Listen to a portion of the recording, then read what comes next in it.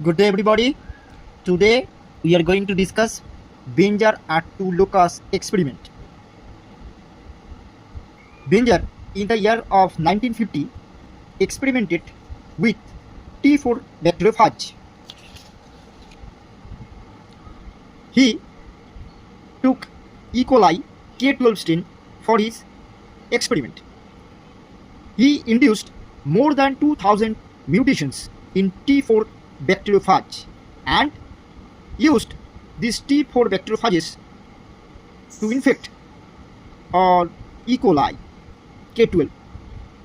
So he identified R2 gene on the double-stranded DNA of T4 bacteriophage. He identified two adjacent locuses of R2, R2A and R2B.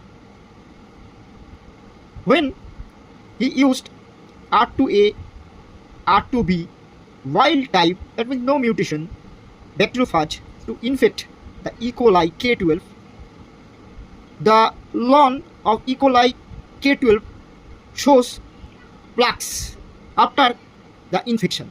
Okay, but when mutated T4 bacteriophages were used, they do not produce any plaques on the lawns of E. coli. For his experiment, he actually arranged several sets for the experiment. At first, he took type 1 T4 bacteriophage which has R2A and R2B locus. On R2A, there are two positions, position A and position B. Likewise, in R2B locus. Okay.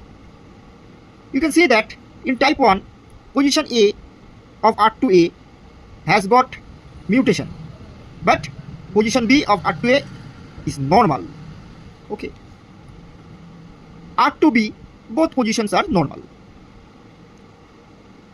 In this experiment, he took also type 2 T4 bacteriophage, which has position A R2A normal, whereas position B of R2A is mutated, while R2B, both positions were normal without any mutation. When Benzer infected E. coli lawns, type 1, type 2 T4 bacteriophages, it showed no plaque formation on the lawns. Okay. Then, in the second case, Benzer took type 3 and type 4 T4 bacteriophage. Type 3 bacteriophage has no mutation on R2A, position A, position B both are normal, but on R2B, the position A is mutated, but position B is normal. In case of type 4 bacteriophage, R2A, both positions were normal, but R2B, position B is mutated. When he infected E. coli K12 with these two types of bacteriophages, the E. coli lawns similarly showed no plaque formation. At last, Benzer took type 1 T4 bacteriophage with type 4 bacteriophage. Okay.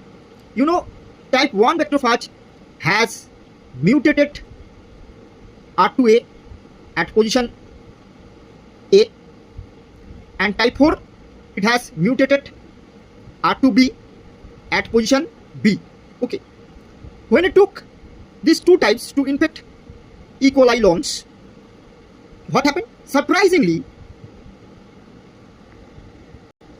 plaque formation occurred on the E. coli lawns. How did happen? Actually, what happened?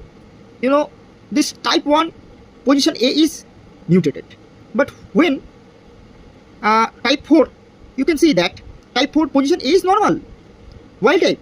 So this normal position A of type 4 complemented this mutated position A of type 1. Okay. Similarly, type 1 T4 bacteriophage has normal R2B at both position A and position B. Okay. So this normal R2B complemented the mutated R2B locus of type 4 bacteriophage at B position. Okay, so this normal position complemented this mutation, and this normal position complemented this mutation. So thereby it forms plaques on the E. coli log. So this experiment known as complementation test of R2 locus of T4 bacteriophage. Hope you all now understand this experiment very well. So thank you. If you have any question, feel free to comment. Thank you.